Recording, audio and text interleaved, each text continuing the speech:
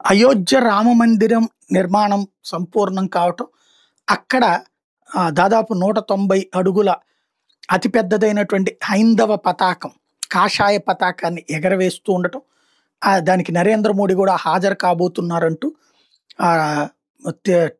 Ayodhya trust ప్రకటించడం, ఇదంతా ఒక ఎత్తు అయితే, ఈ సందర్భంలో ఆర్ఎస్ఎస్ చీఫ్ మోహన్ జీ భగవత్ వ్యాఖ్యలు కీలకం. భారతదేశానికి సంబంధించి విశ్వగురు, ప్రపంచానికి ఒకప్పుడు భారతదేశం ప్రపంచం మొత్తానికి కూడా విజ్ఞానాన్ని నేర్పింది, ఆలోచనలు నేర్పింది, రాజనీతిని నేర్పింది.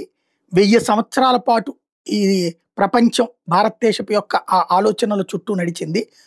ఆ తర్వాతన చొరబాటుదారులు భారతదేశంలో ప్రవేశించి చేసిన దౌర్జన్య దౌష్టీకాలతో భారత ప్రభ మందగించింది. కానీ భారతీయులు మళ్ళీ ఆ బానిసత్వం నుంచి బయటపడి ఇవాళ ఆ రోజుల్లో ఆ హింస వల్ల మన మతపరమైనటువంటి ప్రార్థనా స్థలాలు దెబ్బతిన్నాం, అనేక కన్వర్షన్ జరిగినాయి, ఫోర్స్డ్గా బలవంత మత మార్పులు జరిగినాయి.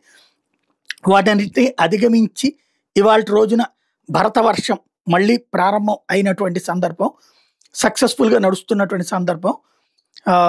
ఇప్పుడు ఆ అంశానికి సాక్ష్యంగా రామ్ మందిరం మీదన జెండా ఎగరవేస్తున్నాము అన్నటువంటి కాన్సెప్ట్. అంటే ఆనాటి దాష్టీకాల నుంచి బయటపడినటువంటి దేశంగా, అంటే ఆనాడు దాష్టీకాల వల్ల ధ్వంసమైనటువంటి ఆలయాన్ని కదా ఇప్పుడు పునర్నిర్మించి చూపెడుతోంది. కాబట్టి హిందూ రాజ్యం వచ్చింది అన్న సంకేతం ఇవ్వడం కోసం ఆ భగధ్వజం ఎగరేస్తున్నారా అన్నదే ఇప్పుడు చర్చనీయాంశం.